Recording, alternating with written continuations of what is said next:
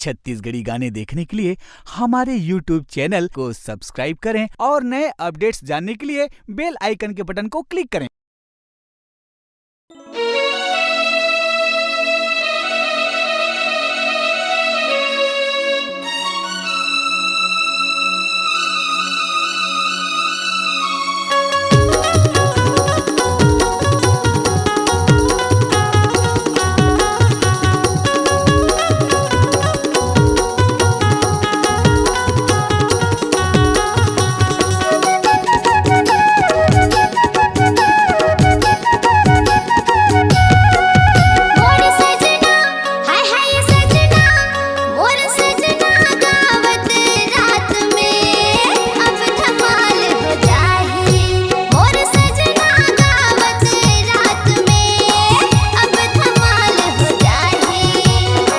हमरे लड़ाई में टूट गई खटिया बिछ के रजाई रे।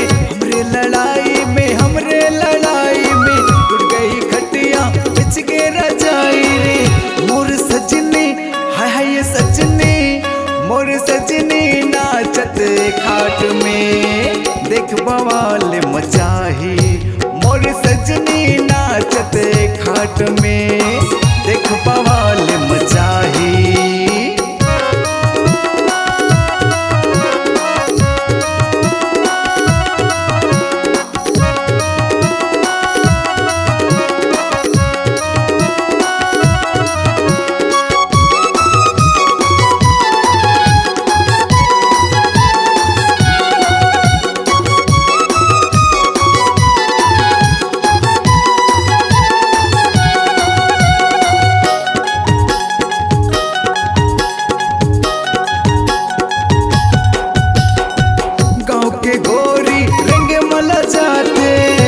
आधी रतिया मिले बबुलाते हो।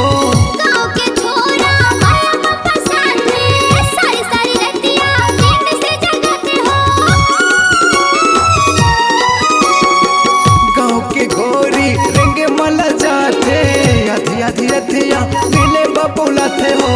गाँव के छोरा माया पापा साथे सारी सारी रतिया नींद से जगाते हो। हमरे लड़ाई में टूट गई खटिया बिछ के रजाई रे। मोर सजना हाय सजना, मोर सजना गावत रात में अब धमाल हो जाही। मोर सजनी नाचत खाट में देख बवाल मचाही।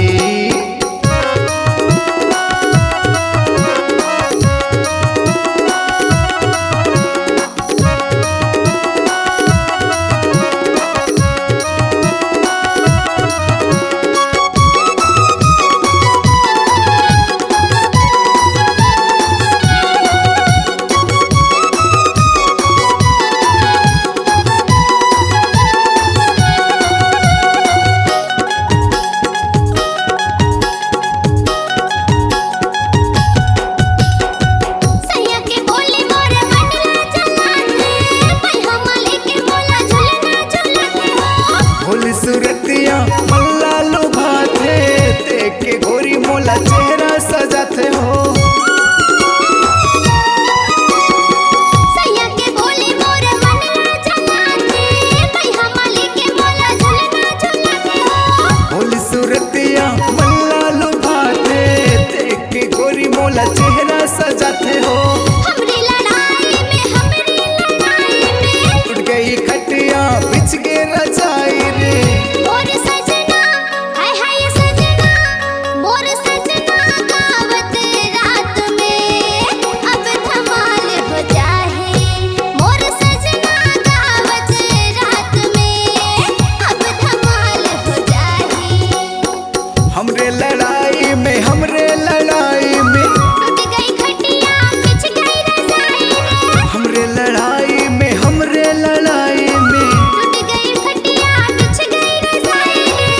मोर सजनी हाय सजनी, मोर सजनी नाचत खाट में देख बवाल मचाही।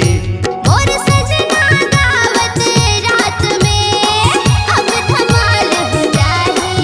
मोर सजनी ना घाट में देख बवाल मचाही।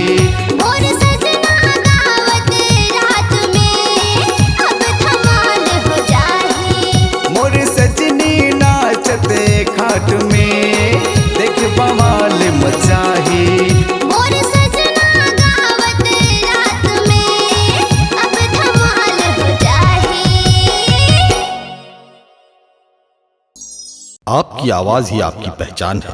यदि आप अपनी आवाज को एक नया आयाम देना चाहते हैं तो चले आइए मल्टी ट्रैक डिजिटल रिकॉर्डिंग के लिए AVM audio video studio Khamtarai Raipur. Mobile number 9301523929 और 7869646201।